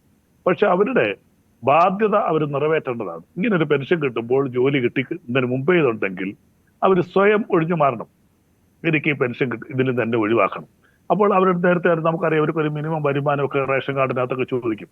പലരുടെയും ഉദ്യോഗസ്ഥരുടെ ശമ്പളം പലപ്പോഴും റേഷൻ കാർഡിൽ വരാറില്ല. നേരത്തെ ഇവിടെ പറഞ്ഞതുപോലെ അങ്ങനെയൊക്കെയുള്ള തട്ടിപ്പുകളും വെട്ടിപ്പുകളൊക്കെ കൂടെ ഒരുപാട് നടക്കുന്നുണ്ട്. അപ്പോൾ ഇതിന് ശക്തമായ നടപടി തന്നെ ഉണ്ടാകണം. അതിനകത്ത് യാതൊരു തർക്കവുമില്ല. ഗവൺമെന്റ് ഇപ്പോൾ നമുക്കറിയാം ഒരു ലാസ്റ്റ് ഗ്രേഡ് ജീവനക്കാരന് കയറുന്ന ആൾക്കൂലായിട്ട് 25,000 രൂപ കൂടി സ്റ്റാർട്ടിംഗ് ശമ്പളമാണ്. 10-30 വർഷമൊക്കെ സർവീസ് ഉള്ളവർക്ക് 1.5 ലക്ഷം 2 ലക്ഷം രൂപ വരെയൊക്കെ ഇവിടെ ശമ്പളമുണ്ട്. പെൻഷൻ പറ്റുമ്പോഴായിട്ട് 75,000-80,000 രൂപ വരെയൊക്കെ പെൻഷൻ പറ്റുന്ന ഉദ്യോഗസ്ഥരുണ്ട് 30 വർഷം സർവീസ് ഉണ്ടെങ്കിൽ. അപ്പോൾ അങ്ങനെ അത്രയും കൂടുതൽ ശമ്പളമൊക്കെ വാങ്ങിച്ചുകൊണ്ടിരുന്നിട്ട് അത്താഴപ്പെട്ടിരിക്കാൻ നമ്മൾ തീർച്ചയായും അങ്ങനെ തന്നെ പറയണം. അല്ലാത്തൊരു 1600 പെൻഷന് വേണ്ടി പിച്ചച്ചട്ടി വേണ്ടി നിൽക്കത്തില്ല. അതിൽ നിന്ന് കൈയിട്ട് വാരുന്നുണ്ടെങ്കിൽ അത് അങ്ങേയറ്റത്തെ ഇതൊരു ജനദ്രോഹം. അതിനെന്താണ് പറയേണ്ടതെന്ന് എനിക്കറിയില്ല. അങ്ങേയറ്റത്തെ ജനദ്രോഹമാണ്. വളരെ ശക്തമായ നടപടികൾ ഉണ്ടാകണം. അത് ബഹുമാനപ്പെട്ട മന്ത്രി വളരെ വ്യക്തമായിട്ട് പറഞ്ഞല്ലോ, ധനകാര്യമന്ത്രി തന്നെ പറഞ്ഞല്ലോ. ശ്രീ ബലദേവ്, നടപടി ഉണ്ടാകുമെന്ന് പറയുമ്പോൾ പോലും ഈ തട്ടിപ്പ് ഇതിന് എത്ര നാൾ ഉണ്ട്, എത്ര നാളായി ഈ തട്ടിപ്പ് നടക്കുന്നു എന്നതിന്റെ വിവരം നമുക്ക് ലഭ്യമല്ല. എന്തുകൊണ്ടാണ് സർക്കാർ ആ വിവരം പുറത്തുവിടാത്തത്? ഇതിപ്പോൾ ഒരു മാസത്തെ ആണെങ്കിൽ ഏതാണ്ട് 23 ലക്ഷം രൂപയോളം ഉള്ള ബാധ്യതയുണ്ടാകും. അതിന് മുകളിലാണെങ്കിൽ ഒരു വർഷത്തെ കാലാവധിയാണ് ഇത്രയും പേരുടെ ഇതിന് വരുന്നതെങ്കിൽ ഏതാണ്ട് 2,80,00,000 രൂപയോളം ബാധ്യത സർക്കാരിന് ഉണ്ടാക്കുന്നതാണ്. അപ്പോൾ ഇത് എത്ര നാൾ മുതൽ നടക്കുന്നു എന്നത് നമുക്കറിയണ്ടേ? തുടർഭരണമുള്ള സർക്കാരാണ്. അപ്പോൾ ഇത് തന്നെ ഏതാണ്ട് 8 വർഷമായി ഈ സർക്കാർ തന്നെ ഭരിക്കുകയാണ്. അപ്പോൾ ആ കാലയളവിൽ എന്ന് മുതൽ എന്ന് വരെ ഈ തട്ടിപ്പ് നടന്നു എന്നതിൽ വ്യക്തതയില്ല. അത് പുറത്തുവിട്ടിട്ടില്ല. മുഴുവൻ വിവരങ്ങൾ പുറത്തുവിട്ടിട്ടില്ല. പുറത്തുവിട്ടതിൽ ഈ ഉദ്യോഗസ്ഥരുടെ പേര് വിവരങ്ങൾ ഇല്ല. എന്തിനാണ് അവർ എന്തെങ്കിലും തരത്തിലുള്ള സംരക്ഷണം അർഹിക്കുന്നവരാണോ? എന്തിനാണ് ആ വിവരങ്ങൾ മറച്ചു വെക്കേണ്ടുന്ന, അവരെ സംരക്ഷിക്കേണ്ടുന്ന ബാധ്യത സർക്കാരിനുള്ളത്? എന്താണ് ഇതിനകത്ത് രേണുകയെ അറിഞ്ഞുകൂടാത്ത ഒരുപാട് കാര്യങ്ങളുണ്ട്. കാരണം ഒരു കോളേജ് പ്രൊഫസർ തന്നെ എന്നോട് പറഞ്ഞ എൻ്റെ ഒരു സുഹൃത്താണ്, അദ്ദേഹത്തിന് 75,000 രൂപ പെൻഷൻ ഉണ്ട്. അദ്ദേഹം MLA പെൻഷൻ വാങ്ങിക്കുന്നു 75,000 രൂപ കൂടാതെ. ഇത് ഒരാളല്ല, നിരവധി പേര് കേരളത്തിൽ MLA പെൻഷനും MP പെൻഷനും ഒക്കെ വാങ്ങിക്കുന്ന മറ്റു ഉദ്യോഗസ്ഥര് നിരവധി പേര് ഈ കേരളത്തിലുണ്ട്. അങ്ങനെ 2 പെൻഷൻ വാങ്ങിക്കുന്നു. അത് കൊച്ചു തുകയൊന്നും അല്ലത്. MLA പെൻഷനൊക്കെ 25,000. ഏതെങ്കിലും സാധാരണക്കാരൻ എൻഡോസൾഫാൻ ബാധിതന്റെ അനുഭവം CR ഇവിടെ ചൂണ്ടിക്കാട്ടിയിട്ടുണ്ട്. ഒരുപാട് അനുഭവങ്ങൾ പലരുടേതും മാധ്യമങ്ങൾ റിപ്പോർട്ട് ചെയ്തിട്ടുണ്ട്. അവരെയൊക്കെ കുത്തിരി നിർത്തി മേടിക്കുകയും ചെയ്യും. അല്ല, ഞാൻ പറയട്ടെ. അപ്പൊ ഞാൻ പറഞ്ഞത് ഇത് കുറച്ചു നാളുകളായിട്ടല്ല, ഇത് വർഷങ്ങളായിട്ട് ഞങ്ങളൊക്കെ ചൂണ്ടിക്കാണിച്ചതാണ്. ഒരാൾക്ക് 2 പെൻഷൻ കൊടുക്കാൻ പാടില്ല. 2 പെൻഷൻ കുറഞ്ഞ തുകയല്ല, 1,000 2,000 ഒന്നും അല്ല. 50,000 രൂപ 75,000 രൂപയൊക്കെ പെൻഷൻ വാങ്ങിക്കുന്നവർ മറ്റു പെൻഷനും വാങ്ങിക്കുന്നു. അപ്പൊ ഈ പെൻഷൻ സിസ്റ്റം എല്ലാം മാറ്റണം. യൂണിഫൈഡ് പെൻഷൻ സ്കീമിലേക്ക് കൊണ്ടുവന്നിട്ട് ഒരാൾക്ക് ഒരു പെൻഷൻ വേണ്ടി വന്നാൽ അയാൾക്ക് അത് ഒറ്റ എനിക്ക് ഏത് പെൻഷൻ വേണം, ആ രീതിയിലേക്കുള്ള മാറ്റം ഒന്നും ഇവിടെ പലർക്കും ഒന്നും ഇവിടെ ജോയിന്റ് കൗൺസിലിന്റെ നേതാക്കൾ ഇരിപ്പുണ്ട്. അവരൊക്കെ ഇത് ആവശ്യപ്പെടുന്നതായിരിക്കും. പലർക്കും ഇങ്ങനെ 2 പെൻഷൻ കൊടുക്കാൻ പാടില്ല. കാരണം നമുക്കറിയാം, നമുക്ക് ഇപ്പോഴത്തെ ഒരു സാമ്പത്തിക സ്ഥിതി കൂടെ മനസ്സിലാക്കണം. നമ്മുടെ കേരളത്തിലെ ഇപ്പോഴത്തെ പുതിയ സ്കീം അനുസരിച്ച് 2024 നമ്മൾ ശമ്പളവും പെൻഷൻ കൂടെ കൊടുക്കേണ്ടി ഒരു തുക 72,67,000 കോടി രൂപയോളമാണ് നമ്മൾ കൊടുക്കേണ്ടി വരും. ഒരു വർഷം നമ്മൾ കൊടുക്കേണ്ടി വരും. നമ്മുടെ മൊത്തം 72,000 കോടി രൂപ, മൊത്തം 1,40,000 കോടി രൂപ നമുക്ക് കേരളത്തിൽ വരവുള്ളൂ ഒരു വർഷത്തെ. അപ്പൊ അതിന്റെ 50% കൂടുതൽ 29% സാലറിയും 21% പെൻഷനും ഇത്രയും നമ്മൾ കൊടുക്കുന്നു. അത് കൊടുത്തോണ്ട് ഉദ്യോഗസ്ഥർക്ക് ശമ്പളം കൊടുക്കണ്ട, പെൻഷൻ കൊടുക്കണ്ട എന്ന അഭിപ്രായക്കാരൊന്നുമല്ല, ഞങ്ങൾ കൊടുക്കണം. പക്ഷെ മൊത്തം വരവിന്റെ 50% ഏതാണ്ട് 3% വരാത്ത ഉദ്യോഗസ്ഥർക്ക് പെൻഷൻ കൂടെ ശമ്പളം കൊടുക്കും. പക്ഷെ 60 ലക്ഷം വരുന്ന ജനങ്ങൾക്ക് കൊടുക്കാൻ വേണ്ടത് വെറും 900 കോടി രൂപയാണ്. ഇപ്പൊ 4 മാസത്തെ കുടിശ്ശികയുണ്ട് അവിടെ. അത് 4 മാസത്തെ കുടിശ്ശികയ്ക്ക് 3,600 കോടി രൂപ മതി. പക്ഷെ അങ്ങനെ ഗവൺമെന്റ് സാമ്പത്തികമായിട്ട് അത് ഈ ഗവൺമെന്റ് എന്നല്ല, ഏത് ഗവൺമെന്റ് വന്നാലും അത് പണ്ട് പലരും അതിനെക്കുറിച്ച് ചർച്ച ചെയ്തതാണ്. ഉദ്യോഗസ്ഥർക്ക് ശമ്പളം കൊടുക്കണം. ഞങ്ങളുടെ ഗവൺമെന്റ് 2021 വളരെ വലിയ ശമ്പള പരിഷ്കരണം തോമസ് ഐസക് നടപ്പിലാക്കി. അന്ന് 25,000 കോടി രൂപയാണ് ഗവൺമെന്റ് ഇപ്പോൾ ഒരു വർഷം അധിക ബാധ്യത ശമ്പള പെൻഷൻ കൂടെ വരുന്നത്. അപ്പൊ അതെല്ലാം കൊടുത്തോണ്ടിരിക്കുകയാണ്. ഇപ്പോഴവർക്ക് DA കുടിശ്ശികളൊക്കെ ഉണ്ട്, DR കുടിശ്ശിയുണ്ട്. പക്ഷെ ഇതൊക്കെ നിൽക്കുമ്പോൾ തന്നെ നമ്മൾ ഏറ്റവും കൂടുതൽ സംരക്ഷിക്കപ്പെടേണ്ട വിഭാഗമാണ് രാഷ്ട്രത്തിന്റെ നട്ടെല്ലാണ് അവര്. ഈ 60 ലക്ഷം വരുന്നവരെന്ന് പറയും ഇന്നലെ വരെ നമ്മുടെ ഈ നാടിന് വേണ്ടി കഷ്ടപ്പെട്ട് നാടിന്റെ സമ്പദ് വ്യവസ്ഥയിൽ അവരുടേതായിട്ടുള്ള ഏറ്റവും കൂടുതൽ കോൺട്രിബ്യൂഷൻ നൽകിയവരാണ്. കർഷക തൊഴിലാളിയായാലും, കശുവണ്ടി തൊഴിലാളിയായാലും, കയറുവിന് തൊഴിലാളിയായാലും, ചുവട്ട് തൊഴിലാളിയായാലും, തെങ്ങേറ്റ തൊഴിലാളിയായാലും. അപ്പോൾ അവർക്ക് പൈസ എന്നാലും നമുക്കറിയാം 1,500 വളരെ തുച്ഛമായ തുകയാണ്. ഒരു കുറഞ്ഞത് ഒരു 10,000 രൂപയെങ്കിലും അവർക്ക് പെൻഷൻ കൊടുക്കണം. അതിനുള്ള സമ്പത്ത് നമ്മൾ കണ്ടെത്തണം. അതിനിടയിലാണ് ഈ രീതിയിലുള്ള ചൂഷണം നടക്കുന്നത്. അതിന് ശക്തമായിട്ട് നമ്മൾ അവലംബിക്കണം. നടപടി ഉണ്ടായേ പറ്റൂ. പണം തിരിച്ചടച്ചാൽ പോരാ. ഇത് അറിഞ്ഞുകൊണ്ട് ഉദ്യോഗസ്ഥൻ വാങ്ങിച്ചാണ്. ഗ്രാമസഭക്ക് തെറ്റുപറ്റിയുള്ള തെറ്റ് തന്നെയാണ്. പക്ഷെ ഉദ്യോഗസ്ഥന് പറയാമല്ലോ, എനിക്കിപ്പോൾ ശമ്പളം കിട്ടുമ്പോൾ പറയാം എനിക്ക് ജോലി കിട്ടി, എന്നെ ആ പെൻഷൻ സ്കീമിൽ നിന്ന് ഒഴിവാക്കണം. വെറും തുച്ഛമായതോ. ഇപ്പോഴാണല്ലോ 1,600 രൂപ. ഇത് വർഷങ്ങളായിട്ട് നടന്നുകൊണ്ടിരിക്കുന്നതാണ്. ശക്തമായ ക്രിമിനൽ നടപടി കൊണ്ടാണ് ഞങ്ങളത് LDFന്റെ വേദികളിൽ ആവശ്യപ്പെട്ടിട്ടുണ്ട്. ഈ സംഭവം വന്നപ്പോൾ തന്നെ കൊല്ലത്തെ പ്രധാനപ്പെട്ട പ്രതിനിധിയുമായിട്ട് ചർച്ച ചെയ്തു. അത് ധനകാര്യമന്ത്രിയെ ധരിപ്പിച്ചിട്ടുണ്ട്. ആ രീതി നടപടിയായിട്ട് മുന്നോട്ട് പോകുന്നതാണ് അദ്ദേഹം ഞങ്ങളോട് പറഞ്ഞത്. ശരി, ഞാൻ മറ്റ് അതിഥികളിലേക്ക് കൂടി തിരിച്ചെത്താം ഇടവേളയ്ക്ക് ശേഷം.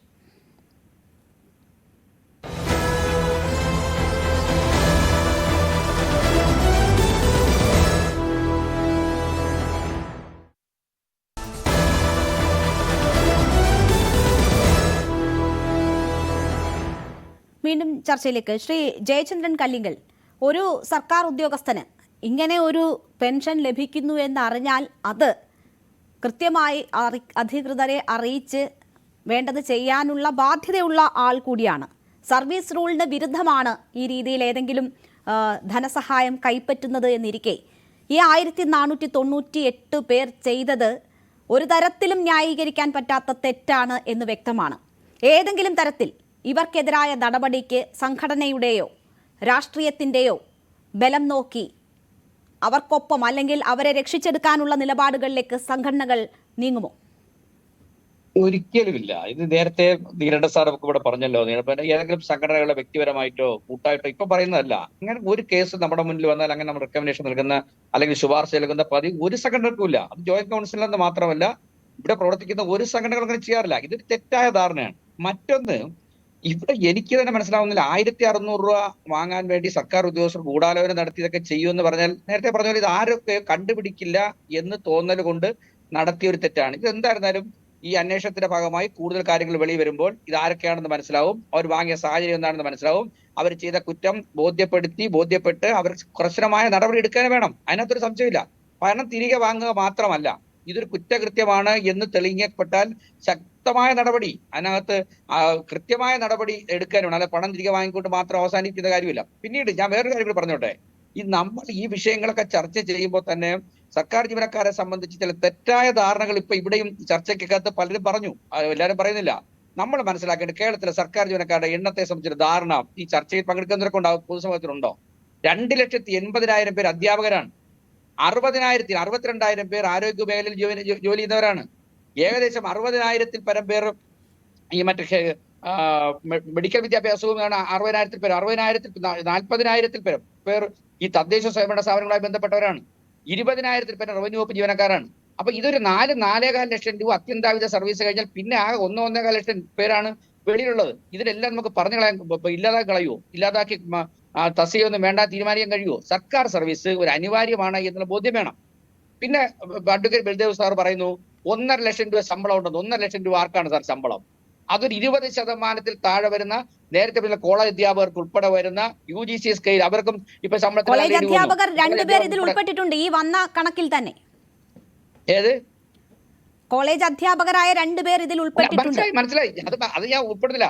കോളേജ് അധ്യാപകരുണ്ട് എന്ന് പറഞ്ഞാൽ അതൊക്കെ വളരെ ഗൗരവമായി തന്നെ കാണണം. അത്തരക്കാർ ഉൾപ്പെടെ ഇതിനകത്ത് പെട്ടിട്ടുണ്ടെങ്കിൽ അത് ഗൗരവമായി കാണണം, നടപടിയെടുക്കണം. അതല്ല ഞാൻ പറഞ്ഞത്. ഇങ്ങനെ ഇത്തരം ചർച്ചകളിൽ വന്ന് സർക്കാർ ജീവനക്കാർ ആകെ വലിയ ശമ്പളം വാങ്ങുന്നവരാണെന്ന് തെറ്റിദ്ധരിപ്പിച്ച പൊതുസമൂഹത്തിനെ ഈ സർക്കാർ ജീവനക്കാരെതിരാക്കരുത്. ഇവിടുത്തെ കേരളത്തിലെ ഒരു സർക്കാർ ജീവനക്കാരനും സാമൂഹ്യക്ഷേമ പെൻഷൻ കൈയിട്ട് വരേണ്ട ഗതികേടുള്ളവരല്ലോ.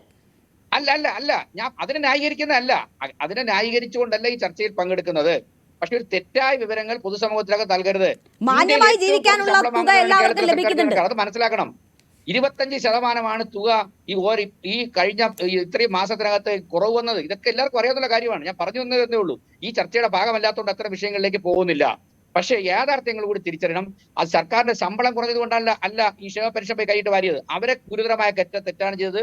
ആ ഗുരുതരമായ തെറ്റ് ചെയ്തവരെ കണ്ടെത്തി ശിക്ഷിക്കാൻ വേണം. അതിനകത്ത് ഒരു വിട്ടുവീഴ്ചയും പാടില്ല. പക്ഷേ ഇത്തരം ചർച്ചകൾ ഞാൻ പറഞ്ഞല്ലോ, ഈ ഒരു കാര്യം പറഞ്ഞോട്ടെ. നമ്മൾ എവിടെയെങ്കിലും കഴിഞ്ഞ ഒരു മാസത്തിന് മുമ്പ് തൃശ്ശൂര് കോടിക്കണക്കിന് രൂപയുടെ GST വെട്ടിച്ചവരെ പിടിച്ചല്ലോ. വലിയ ഒരു എന്തോ ഒരു പേര് GST ഡിപ്പാർട്ട്മെന്റ്. എവിടെയെങ്കിലും ഒരു ചർച്ച നടന്നോ? ഞങ്ങൾ ആവശ്യപ്പെടുന്നത് സർക്കാർ ചിലവഴിക്കുന്നതും സർക്കാരിന് കിട്ടുന്ന ഓരോ രൂപയും സോഷ്യൽ ഓഡിറ്റിംഗിന് വിധേയമാക്കണം. ഓരോ രൂപയും സോഷ്യൽ ഓഡിറ്റിംഗിന് വിധേയമാക്കണം. ഇവിടുത്തെ കൺസൾട്ടൻസികൾ വഴി നടക്കുന്ന നിർമ്മാണ പ്രവർത്തനങ്ങൾ സോഷ്യൽ ഓഡിറ്റിംഗിന് വിധേയമാക്കണം. വൻ വികസന പദ്ധതി നടക്കുന്ന എല്ലാ ഇന്ത്യയിൽ ഏറ്റവും കുറച്ച് അഴിമതിയുള്ള സംസ്ഥാനമാണ് കേരളമെങ്കിലും 1 നയ പൈസ കേരളം ചെലവാക്കിയാൽ, നമ്മുടെ സമ്പത്ത് ചെലവാക്കിയാൽ സോഷ്യൽ ഓഡിറ്റിംഗിന് വിധേയമാക്കണം എന്ന് ആവശ്യപ്പെടുന്നവരാണ് നമ്മളെല്ലാവരും. അപ്പൊ അത്തരത്തിൽ നിൽക്കുമ്പോൾ ഈ സർക്കാർ ജീവനക്കാർ മാത്രമാണ് കുഴപ്പക്കാരെന്ന രീതിയിൽ ചർച്ച കൊണ്ടുപോകുന്നത് ശരിയല്ല. നമ്മളിപ്പോൾ സർക്കാർ ജീവനക്കാർക്കിടയിൽ ഉണ്ടായിട്ടുള്ള സംഭവമാണല്ലോ ചർച്ച ചെയ്യുന്നത്. മറ്റുള്ള കേസുകൾ വരുമ്പോൾ നമ്മൾ അതും ചർച്ചയ്ക്ക് വെക്കുമല്ലോ. അല്ല, വഴിവിട്ട് പോകുന്നതുകൊണ്ട് മാത്രമാണ് ഇടപെട്ടത്. നമുക്ക് വേണ്ടത് ഇതിനകത്ത് 1458 പേർ ആരാണ്, അവരേത് സാഹചര്യത്തിൽ ഇങ്ങനെ പണം വാങ്ങി, അങ്ങനെ വാങ്ങിയ തെറ്റ് ഫോർജറായ ഡോക്യുമെന്റ് ഹാജരാക്കിയാണ് വാങ്ങിയോ അല്ലെങ്കിൽ മനഃപൂർവ്വമായി മറച്ചു വെച്ചുകൊണ്ട് വാങ്ങിയാൽ അവർ കർശനമായ നടപടി സർവീസ് റൂൾ പ്രകാരം എടുക്കണം. മാറ്റി നിർത്തി അന്വേഷിക്കണമെങ്കിൽ മാറ്റി നിർത്തി അന്വേഷിക്കണം. അതിനകത്ത് സംശയമില്ല. ശ്രീ CR നീലകണ്ഠൻ, ഇവിടെ പല കണക്കുകൾ പറയുന്നുണ്ടായിരുന്നു. കേന്ദ്ര സഹായം ഉള്ളതും ഇല്ലാത്തതുമായ 42 ലക്ഷം, അങ്ങനെ 42 ലക്ഷം എന്നാണ് എനിക്ക് മനസ്സിലാകുന്നത്. അത്രയും പേർക്കാണ് സർക്കാർ പെൻഷൻ കൊടുക്കുന്നത് എന്നാണ് മനസ്സിലാക്കുന്നത്. 45 ലക്ഷത്തോളം പേർക്ക്. അപ്പോൾ ഇതിൽ കേന്ദ്ര സർക്കാർ വിഹിതം ഇല്ലാത്തതൊക്കെ പല ഘട്ടങ്ങളിൽ നമ്മൾ ചർച്ച ചെയ്തിട്ടുള്ളതാണ്. അത് കൃത്യമായി കിട്ടാത്തത് കൊണ്ടും മുടങ്ങുന്നത് കൊണ്ടുമൊക്കെയുള്ള ബുദ്ധിമുട്ടുകൾ നമ്മൾ ചർച്ച ചെയ്തിട്ടുള്ളതാണ്. ഇതിൽ മരണപ്പെട്ടു പോയവരുടെ പെൻഷൻ കുറേയധികം പേർ തട്ടിയെടുക്കുന്നു. ആ രീതിയിലൊരു തട്ടിപ്പ് നടന്നതായി നേരത്തെ റിപ്പോർട്ട് ചെയ്യപ്പെട്ടിട്ടുണ്ട്. ഇപ്പോൾ ഇത് മറ്റൊരു തരത്തിലുണ്ടാകുന്ന തട്ടിപ്പാണ്. ഒന്നിലധികം പെൻഷൻ ഇപ്പോഴും കൈവശം വെക്കുന്നവരുടെ കാര്യങ്ങൾ, സർക്കാരിന്റെ ആനുകൂല്യം ഏത് വിധത്തിലായാലും കുറെ പേർ തട്ടിയെടുക്കും, കുറെ പേർക്ക് അർഹരായവർക്ക് കിട്ടും, അർഹതയുണ്ടായിട്ടും കിട്ടാത്ത കുറെ പേർ, അങ്ങനെ പല കാറ്റഗറിയിലാണ്.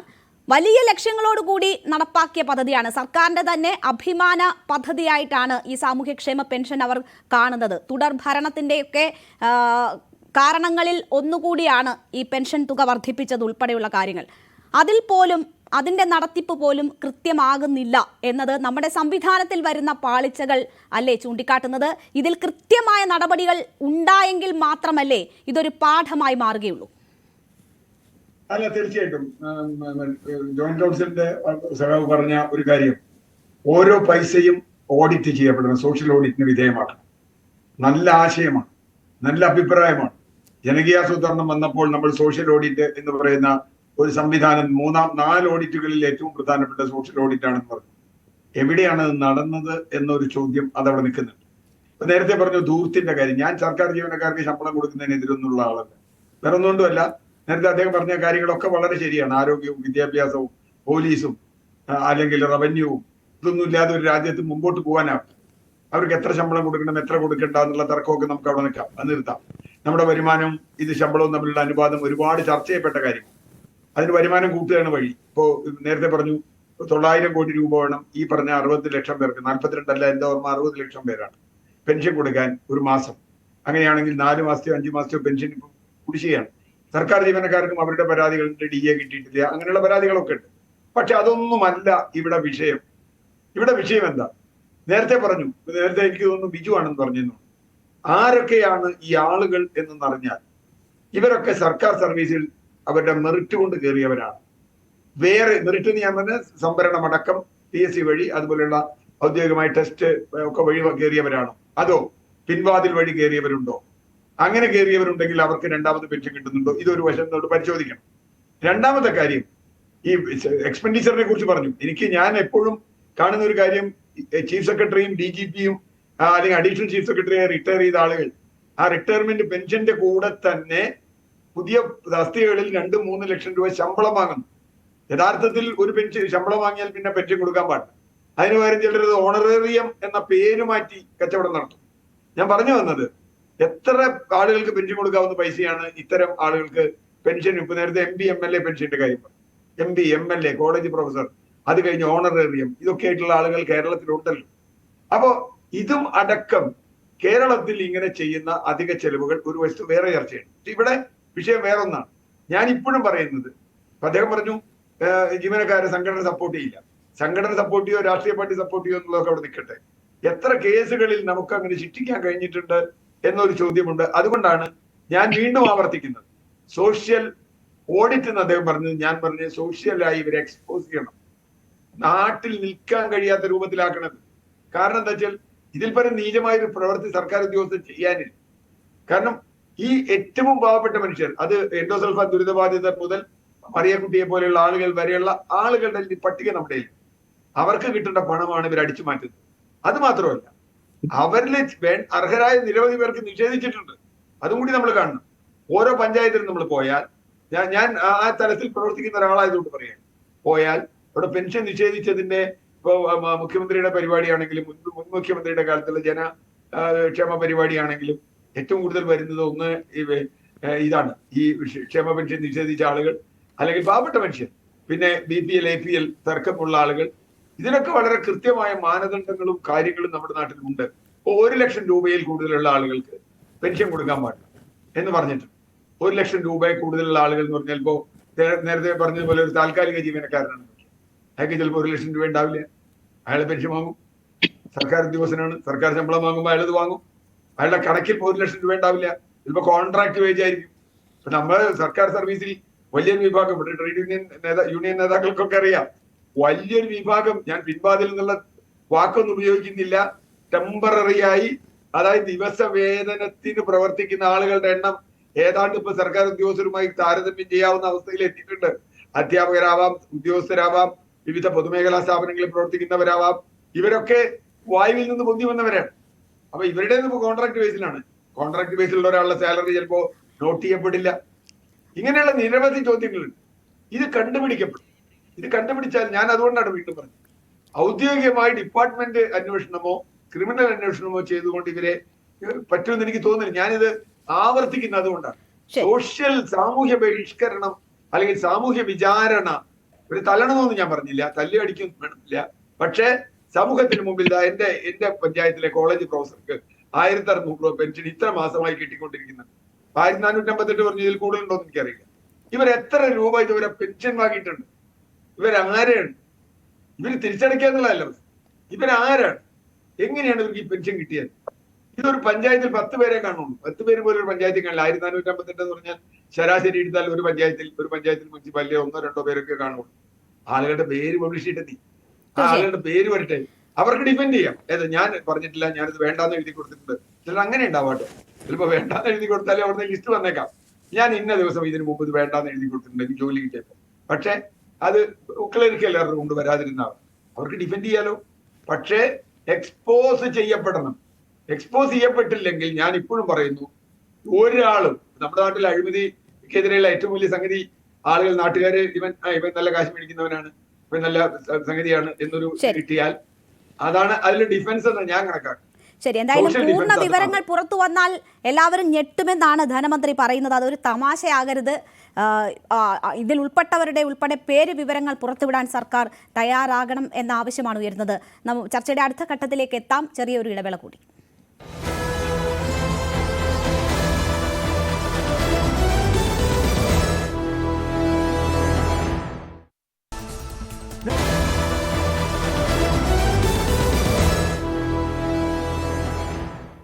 വീണ്ടും ചർച്ചയിലേക്ക്. ഡോക്ടർ ബിജു, ഇവിടെ ഇപ്പോൾ ഏതെങ്കിലും തരത്തിൽ പ്രതിപക്ഷം ഒരു ആരോപണം കൊണ്ടുവന്നിട്ട് സർക്കാർ ഒരു അന്വേഷണം പ്രഖ്യാപിച്ചതല്ല, ഏതെങ്കിലും വിവരാവകാശ രേഖയുടെ ഭാഗമായിട്ട് പുറത്തു വന്ന വിവരങ്ങളല്ല. ഇത് സർക്കാരിന് തന്നെ ചില വിവരങ്ങൾ ലഭിക്കുന്നു, അതിന്റെ അടിസ്ഥാനത്തിൽ പരിശോധിക്കുന്നു, അങ്ങനെ പുറത്തു വന്ന ഒരു റിപ്പോർട്ടാണ്. അപ്പോൾ സർക്കാരിന് ഇക്കാര്യത്തിൽ ഒരു തീരുമാനമുണ്ട്, ഒരു നിശ്ചയദാർഢ്യമുണ്ട് എന്ന് നമ്മൾ മനസ്സിലാക്കണമോ? മാത്രവുമല്ല, ഈ പെൻഷൻ തുക കണ്ടെത്തുക എന്നത് സർക്കാരിനെ സംബന്ധിച്ച് ഭാരിച്ച ഉത്തരവാദിത്തമായി മാറിയിരിക്കുകയാണ് ധനപ്രതിസന്ധിയുടെയൊക്കെ പശ്ചാത്തലത്തിൽ. അതുകൊണ്ട് തന്നെ കൃത്യമായ നടപടികളിലൂടെ പോകും സർക്കാർ എന്ന് നമുക്ക് വിശ്വസിക്കാമോ ഈ ഘട്ടത്തിൽ? ഇതിനകത്ത് എനിക്ക് പറയാം, ഇതിന് നമ്മൾ അത്തരം ഒരു കാര്യത്തിലേക്ക് പോകുന്നതിന് സർക്കാരിനെ വിലയിരുത്തുന്ന ഒരു വിഷയമായിട്ട് ഇതിനെ ഞാൻ കാണുന്നില്ല. പക്ഷേ ഇതിനകത്ത് എനിക്ക് പറയാനുള്ളത്, ഇത്രയും സംഭവിച്ചല്ലോ, ഇതൊരു വലിയ പകൽ കൊള്ളയാണ്. വിദ്യാഭ്യാസം ഇല്ലാത്തവൻ സർക്കാർ സർവീസിൽ കയറത്തില്ല. നമ്മുടെ കേരളമാണല്ലോ. ഈ കേരളത്തിൽ സർക്കാർ സർവീസിൽ ഇരിക്കുന്ന ഒരുത്തൻ അവൻ ഇത്തരം ക്ഷേമ പെൻഷൻ അവന്റെ കൈകൊണ്ട് ഒപ്പിട്ട് മേടിച്ചിട്ടുണ്ടെങ്കിൽ അവനെ അങ്ങനെ ഒരു കാര്യം തെളിഞ്ഞാൽ ആ നിമിഷം, അവനെ തെളിയുന്ന നിമിഷം അയാളെ സർവീസിൽ നിന്ന് പുറത്താക്കണം. ഇവിടെ ജോലിയില്ലാതെ ക്യൂ നിൽക്കുന്ന ലക്ഷക്കണക്കിന് ആളുകളുണ്ടെന്നേ. മര്യാദയ്ക്ക് ജോലി ചെയ്യാൻ തയ്യാറുള്ളവർ ഉണ്ടല്ലോ. ഇത് കൂട്ട് വൃത്തികേട് കാണിക്കുന്നവനെ ഒരു കാരണവശാലും സർവീസ് വെച്ചോണ്ടിരിക്കരുത്. ഇത് കള്ളത്തരമല്ലേ? ഓക്കെ, പെൻഷൻ മേടിച്ചോണ്ടിരിക്കുന്ന ഒരാള് സർവീസിൽ കയറി കഴിഞ്ഞിട്ട് അഫിഡവിറ്റ് കൊടുത്തു, എനിക്ക് ഇങ്ങനെ ജോലി കിട്ടി, അതുകൊണ്ട് ഇനി എനിക്ക് പെൻഷൻ വേണ്ട എന്ന് എഴുതി കൊടുത്താൽ പോലും ഒരു പക്ഷേ നമ്മുടെ ഇവിടുത്തെ റെട്ടപ്പിസത്തിൽപ്പെട്ട് 4, 5, 6, 7 മാസം കഴിഞ്ഞായിരിക്കും ചിലപ്പോൾ അയാൾ ഒഴിവാക്കുന്നത്. പക്ഷേ ഒരുത്തൻ സർവീസിൽ കയറി കഴിഞ്ഞാൽ അന്ന് തൊട്ട് is liable to the people. ഈ ഇവിടുത്തെ നാട്ടുകാരോട് അവന് ബാധ്യതയുണ്ട്. അവൻ പിന്നെ രണ്ടാമത് ക്ഷേമ പെൻഷൻ അവന്റെ കൈ കൊണ്ട് ഒപ്പിട്ട് മേടിച്ചിട്ടുണ്ട് എന്ന് തെളിഞ്ഞാൽ അയാളെ ഒരു ദാക്ഷിണ്യം വിചാരിക്കാതെ സർവീസിൽ നിന്ന് പിരിച്ചുവിടണം. ഇതാണ് ഞങ്ങൾക്ക് പറയാനുള്ളത്.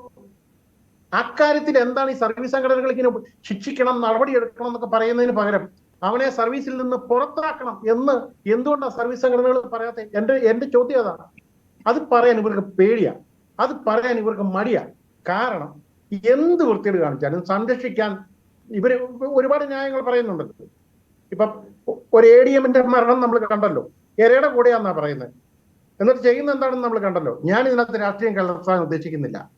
ഇവിടെ സർവീസ് സംഘടനകൾ എന്തൊക്കെ ന്യായങ്ങൾ പറഞ്ഞാലും എന്ത് വൃത്തികേട് കാണിച്ചാലും അവനെ സംരക്ഷിക്കാൻ സർവീസ് സംഘടനകൾ ഉണ്ട് എന്നുള്ള തോന്നലാണ് ഈ ഉദ്യോഗസ്ഥരെ ഇതുപോലെയുള്ള വൃത്തികേടുകൾ ചെയ്യാൻ പ്രേരിപ്പിക്കുന്നത്.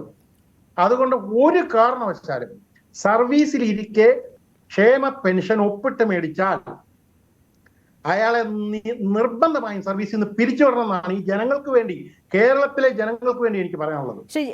ശ്രീ ജയചന്ദ്രൻ കല്ലിങ്കൽ അത്തരം ഒരു ആർജവം സംഘടന കാട്ടുമോ? ഗവൺമെന്റ് സർവീസിൽ കയറുന്നവൻ ഇഗ്നോറൻസിന്റെ പേരിലാണ് ഇത് ചെയ്തതെന്ന് പറയാൻ പറ്റില്ല. Ignorance is not an excuse. അതെ അതെ, നമ്മുടെ സമയം അവസാനിക്കുന്നുണ്ടാണ്. ശ്രീ ജയചന്ദ്രൻ കല്ലിങ്കൽ അങ്ങനെ ആവശ്യപ്പെടുമോ? അല്ല, അതിനകത്ത് സർവീസ് ചട്ടങ്ങളുണ്ട്. ഞാൻ ചട്ടങ്ങൾ ഭരണഘടനാപരമായി ചട്ടങ്ങളുണ്ടല്ലോ, ചട്ടങ്ങളില്ല. അതൊക്കെ അങ്ങനെ നമുക്ക് വെറുതെ ഒരു ജനാധിപത്യ ഭരണത്തിനകത്ത് ആ ചട്ടങ്ങൾ അനുസരിച്ച് നടപടിയെടുക്കണം. അത് പിരിച്ചുവിടേണ്ട ഘട്ടത്തിലെത്തോ പിരിച്ചുവിടും. അതിനകത്ത് ഇപ്പോൾ ആദ്യം സസ്പെൻഡ് ചെയ്യണം. ആ നടപടികളിലേക്ക് പോകണം. അല്ലാതെ നാളെ തന്നെ പിരിച്ചുവിടാൻ തൂക്കിക്കൊല്ലാൻ ആരെങ്കിലും ശിക്ഷിച്ച് ഉടനെ ഒരാൾ വധശിക്ഷയ്ക്ക് വിധിച്ച ഉടനെ തൂക്കിക്കൊല്ലൂ, അങ്ങനെയല്ലോ. അതൊന്നുമല്ല. അതിനകത്തൊരു നിയമപരമായ നടപടികൾ പൂർത്തിയാക്കി പിരിച്ചുവിടേണ്ടവരാണെ പിരിച്ചുവിടണം. അത് ജനാധിപത്യ ഭരണമല്ലേ? സർക്കാർ എന്ത് നടപടി സ്വീകരിക്കുന്നു എന്നതാണ് വളരെ പ്രധാനപ്പെട്ട കാര്യം. സർക്കാർ ഇതിൽ ഉത്തരവാദിത്തപ്പെട്ടവർക്കെതിരെ ഒക്കെ വീഴ്ചയുണ്ടാക്കിയ ഉദ്യോഗസ്ഥർ, നമുക്കറിയാം വാർഡ് മെമ്പർമാർ മുതൽ ഉള്ളവർ ഇതിൽ ഉൾപ്പെട്ടിട്ടുണ്ട്. അതിന്റെ സ്ക്രൂട്ടണി നടന്ന ഓരോ ഘട്ടങ്ങളിലും ബന്ധപ്പെട്ട ഉദ്യോഗസ്ഥന്മാരുണ്ടാകും. അവരിൽ ആർക്കൊക്കെ വീഴ്ച സംഭവിച്ചു എന്നത് കണ്ടെത്തണം. വീഴ്ച സംഭവിച്ച എല്ലാവർക്കുമെതിരെ നടപടിയെടുക്കണം. ഈ പെൻഷൻ കൈപ്പറ്റിയ ഉദ്യോഗസ്ഥർക്കെതിരെ മാതൃകാപരമായ നടപടി ഉണ്ടാകണം. എങ്കിൽ മാത്രമേ സർക്കാരിന് ഇതിൽ ഒരു കൃത്യതയുണ്ട്, ഈ ഇടപെടലുകളിൽ സർക്കാരിന്റെ കൈ പരിശുദ്ധമാണ് എന്ന് നമുക്ക് കരുതാൻ കഴിയുള്ളൂ. അത്തരം ഒരു ഇടപെടൽ ഉണ്ടാകുമെന്ന് പ്രതീക്ഷിക്കാമോ? നമുക്ക് ചർച്ച അവസാനിപ്പിക്കാം. തീർച്ചയായിട്ടും ധനകാര്യ വകുപ്പ് തന്നെയാണ് ഇത് പുറത്തു കൊണ്ടുവന്നത്. വേണ്ടി വന്നാൽ ഇവിടെ നേരത്തെ പറഞ്ഞതുപോലെ ധനകാര്യ വകുപ്പിന് ഇത് മൂടി വെക്കാമായിരുന്നു. ധനകാര്യ വകുപ്പ് അത് കൊണ്ടുവരികയും ധനകാര്യ മന്ത്രി തന്നെ വ്യക്തമായ അഭിപ്രായം പുറത്തു പറഞ്ഞിട്ടുണ്ട്. പിന്നെ നമ്മളിവിടെ പറഞ്ഞതുപോലെ ശക്തമായ നടപടികൾ ആവശ്യമാണ് എന്ന ഒരു അഭിപ്രായക്കാരൻ തന്നെയാണ് ഞാൻ. സർവീസ് ചട്ടങ്ങൾക്ക് ഇത് വിരുദ്ധമാണ്. അപ്പോൾ സർവീസ് ചട്ടങ്ങൾക്ക് അനുബന്ധമായിട്ട് അവർക്കെതിരെ നടപടിയെടുക്കാനോ സസ്പെൻഡ് ചെയ്യാനോ വേണ്ടി വന്നാൽ ടെർമിനേറ്റ് ചെയ്യാനോ അതിന് ഗവൺമെന്റ് നടപടികൾക്ക്, അതിന് ഡൊമസ്റ്റിക് ആയിട്ട് എൻക്വയറികൾ, അങ്ങനെ മറ്റു പല കാര്യങ്ങളുണ്ട്. അത് ആ നടപടിക്രമങ്ങൾക്ക് വിധേയമായിട്ട് ഗവൺമെന്റ് തീരുമാനിക്കാൻ. നേരത്തെ ഇവിടെ പറഞ്ഞൊരു ജനാധിപത്യ വ്യവസ്ഥയും നമുക്ക് രാജഭരണമൊന്നുമല്ല. ഇതൊക്കെ അന്വേഷിക്കണം.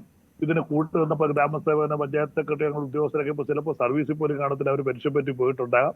അപ്പോൾ തീർച്ചയായിട്ടും ഇതിനെക്കുറിച്ച് അന്വേഷിച്ച്, ഞാൻ തന്നെ ഒരു ബോർഡ് ചെയർമാനായിട്ടിരുന്നപ്പോൾ ഇതുപോലെ കുറച്ച് അഴിമതി കണ്ടെത്തി. പക്ഷേ അന്വേഷിച്ച് വന്നപ്പോൾ അവരാരും സർവീസിലില്ല, ചിലർ മരിച്ചു പോയിട്ടുണ്ട്, വർഷങ്ങൾക്ക് മുമ്പ് സർവീസ് പെൻഷൻ പറ്റി പോയിട്ടുണ്ട്.